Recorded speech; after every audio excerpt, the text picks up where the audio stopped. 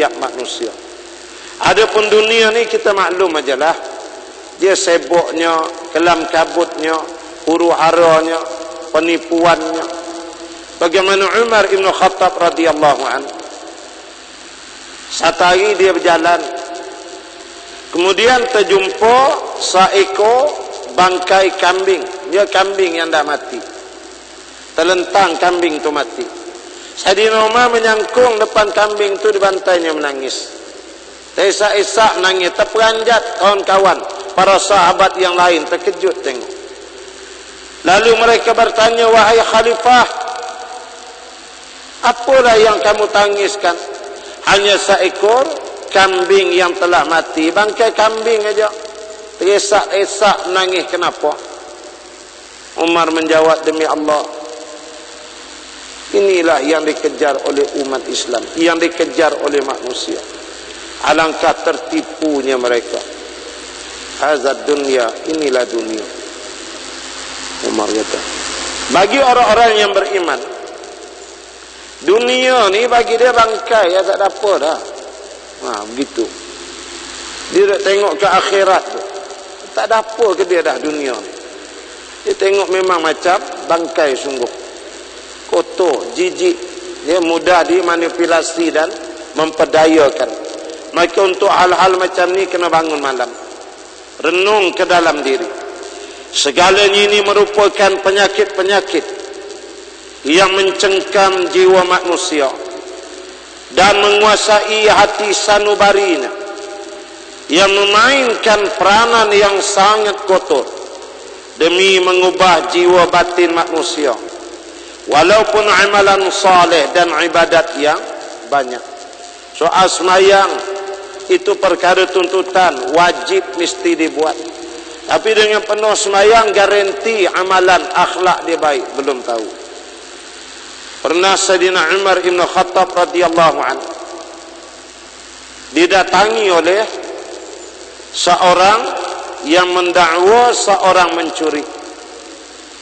Seorang tu buat salah, lalu diadukan oleh seorang yang lain kepada Umar. Ya Amirul Mukminin Umar, hukumlah dia. Sesungguhnya dia melakukan kesalahan begian-begian. Lalu Sayyidina Umar kata, menurut hukum Islam kena ada saksi. Orang yang dituduh hendaklah mengangkat sumpah.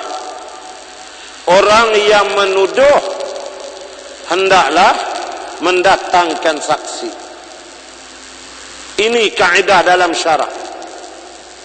Ya, orang yang menuduh tu bawa saksi, yang dituduh tu kena angkat sumpah. Yang berlaku di Malaysia dekat Masjid Sentol tu beberapa waktu dulu, yang menuduh tu pula angkat sumpah. Datuk K, kuda kayu tu, dia pula pergi angkat sumpah waktu asar kat Masjid Sentol. Apa kerja dah? Dalam syarak, awak yang menuduh bawa saksi, yang kena tuduh tu bersumpah. Tak mengaji buat-buat ni. Bagaimana berlalu Allah tutup gitu je fitnah karut. Ini kerja Tuhan. Jadi ni hamba Allah ni dia tuduh. Umar kata, kamu yang menuduh bawa saksi. Tak boleh pakai tuduh aja, siapa dia saksi? Dia kata ada. Lalu dibawa. Berdirilah saksi ni di hadapan Umar Ibn Khattab radhiyallahu anhu. Lalu Sayyidina Umar kata, kenal saksi kamu ni? Dia kata kenal. Umar kata, pernah tak kamu bermusafir sekali dengan dia? 2-3 hari, seminggu, jalan pergi umrah ke mana-mana, melawat ke mana-mana dengan dia, pernah? 2-3 hari ke berapa hari? Dia jawab, tak pernah. Pernah tak kamu serahkan harta dekat saksi kamu ni untuk tempoh masa yang lama, lepas tu kamu jumpa dia, minta balik, dia pun pulang dengan cukup harta yang kamu tinggalkan dia? Pernah buat macam tu? Katanya yang menuduh tadi, tak pernah. Atau pernah agaknya, kata Umar, Kamu tidur sekali dengan dia, pergi ke mana-mana tidur 4-5 malam, bergerak ke mana-mana, tidur skema ramai-ramai. Pernah dengan dia? Kata tak pernah. Lalu kamu hanya melihat dia ni berulang alik ke masjid, kemudian kamu ambil dia jadi saksi. Demi Allah, kamu tidak mengenali akan saksi kamu, kata Umar. Hanya kamu kata dia jujur, dia baik dah. Bersusun Quran di rumah, dia nak jual dengan orang lain. Itu kira berkat tu, dia curi Quran. Dia pun nak berkat juga. Ulang alik ke masjid tu, semayang Jumaat, duduk depan.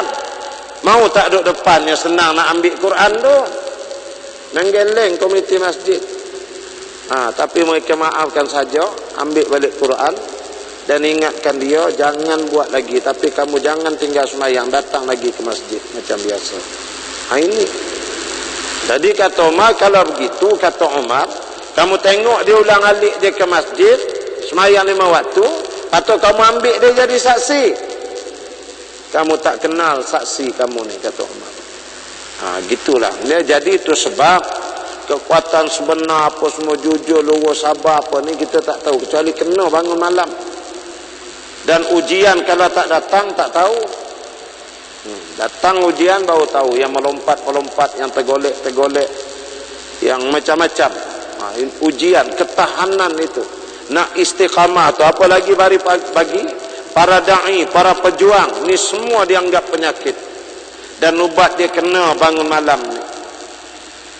Inilah dia, kata dia, penyakit dan wabak yang mencengkam manusia tadi.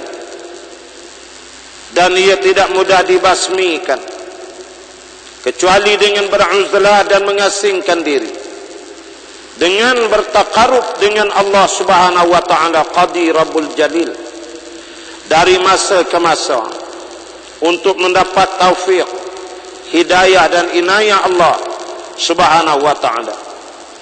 Kemudian menyalihkan pandangan ke arah manusia yang mencari titik-titik kelemahannya di hadapan Allah Subhanahu wa ta'ala, pencipta alam sejagat.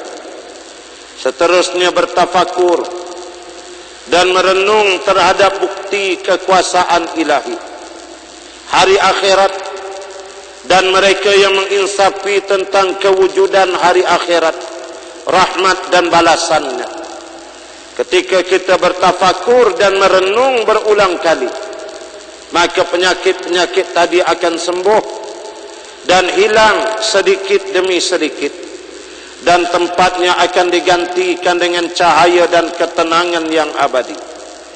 Dengan itu tidak ada suatu apapun lagi yang akan mempengaruhi kehidupan manusia itu. Jadi mana kita maklum, penyakit dalam diri kita ni banyak. Habis tak ada sifat marah yang tidak dapat dikawal. Kadang pemarah sangat, semayang kuat, baca Quran kuat, badan kuat juga, sikit aja mula. Itu penyakit tu. Tidakkah Nabi SAW menyebut orang yang paling kuat di kalangan kamu ialah orang yang apabila marah dia boleh menahan kemarahan dia. Itu hebat. Ya, jadi banyaklah jenis penyakit-penyakit yang kita maklum. Semua tu kalau nak diubati, dia bukan jenis pil, sirap, minum tu injek sini, tak. Dia penyakit jiwa, benda abstrak, bukan main dengan ubat passion doktor. Kena dengan cara bertafakur, merenung ke dalam diri. Semalam saya pergi ziarah kematian seorang Cina Seri Gombak. Nama dia Tony, bukan dia mati. Adik ke kakak perempuan dia meninggal. Tony nama dia. Dia ni macam presiden lah, presiden Persatuan Cina Pencen Seri Gombak, macam tu lah. Cina ni kalau buat komiti society ni kan dia share dia tu kuat. So bila dia mati, Cina ni kan dia ada rumah meratap So Kong pun telefon saya, dia kata, Ustaz, ini cemen pengusi, cemen Persatuan Cina Pencen, ya kakak sudah mati sekarang Ustaz, dia punya jenazah ada dekat Kepung, sana rumah menangis dia panggil. Jadi Ustaz, kita pergi ziarah. Saya kata boleh. Kau tunggu saya dekat mana? Saya tunggu Ustaz pukul 4 insya-Allah dekat pasar, kata dia. Dia pun insya-Allah juga sejak kawan-kawan dengan kita. So saya dengan Ramli dengan Mak JB, sahabat tu ambil gambar pergi masuk ziarah tengok. Di gitulah dia, keranda dia tu kaca. Jadi bila diri tu jenguk lah. Anak tu buat bongkok gitu ya, tapi mata anak ada ke lain. Bukan takut sangat, tapi seram-seram nak nengok dah dia. Kena tengok, tak dia buka mata kan. 3 pula mayat tepi tu, buat pasal aja. Ya. Jadinya, cakap lah. Saya kata apa sakit? Kan? Apa punca dia? Dia meninggal. Dia kata kanser. Dia pun sangat sehat duduk sama saya. Tapi dia tiba-tiba ayah ada sakit ini macam. Saya pun hantar doktor cek itu lung cancer dia sudah makan itu dalam lagi hati pun dia sudah makan. Tapi lagi apa mau cakap? Mesti mau sabar Lagi Tuhan Allah punya, bukan kita punya. Betul Ustaz. Dia pula bicara tu yang tak tahan. Itu jiwa, soal jiwa. Nampak? Bagaimana gambaran manusia dia tahu ni Tuhan Allah dia tahu syirik-syirik dia tu, jiwa dia tu apa-apa hal dia murajaah tu, dia kembali kepada Allah Ta'ala. Dia kafir tu benda ni. Jadi kalau kafir tu saya nak gambar begitu dia dengan Allah, dia murajaah. Sementara lagi kita orang Islam, kemana kita nak balik kalau tidak ke Allah Ta'ala? Itu sebab ada sistem bangun malam tu Islam buat. Walaupun sunat, tapi sebenarnya matlamat dan impak dia sangat besar. Apalagi kita jenis orang-orang yang berjuang. Kita berhasrat meruntuhkan jahiliyah dan menegakkan Islam di atas runtuhan itu. Barang diingat, perjuangan yang kita sertai adalah perjuangan Islam. Kita dipimpin oleh para ulama. Ampun maaf cakap terus terang aja. Perjuangan kita bukan sekadar nak hapus ISI aja. Bukan nak hapus PTPTN aja. Kita nak meruntuhkan jahiliyah dan menegakkan Islam. Ini perjuangan kita. Tapi dalam menyamping-nyamping dengan tu ada, kita lalu menyambut je lah. Tapi itulah matlamat. Wallah, bukan yang itu. Kecil aja yang tu. Matlamat kita nak runtuhkan jahiliyah. Tidak peduli siapa yang naik, kita hendak Islam tu tegak. Itu dia. Tu kena jelas perjuangan tu. Kalau yang ni tak jelas, kekuatan jiwa tak ada, bangun malam kurang, kita pun hanyut pakai ikut aja nanti. Duk main biar ikut suasana aja. Kena faham, kena jelas. Kita ni dasar kita. Matlamat hadaf yang kita nak berbeza. Kita tetap bercita-cita walaupun mati, kita nak tegakkan Islam dan undang-undang Al-Quran dalam negara ini. Bila itu cerita lain, kita tak peduli bila, tapi kita bekerja terus ke arah itu. Ini. Sebab itu kita kena bangun malam, banyak baca Quran, buat wirid tasbih, soal, doa semua ini. Sebab ujian untuk itu tidaklah semudah yang kita sangkakan. Ya, jadi itu kena jelaslah sedikit saya lintas-lintaskan supaya kita faham. Ya, jangan hanyut pakai ikut-ikut aja. Baik. Jadi ini sembahyang malam merenung penciptaan Allah Ta'ala, itu memberi kesan yang besar dalam jiwa.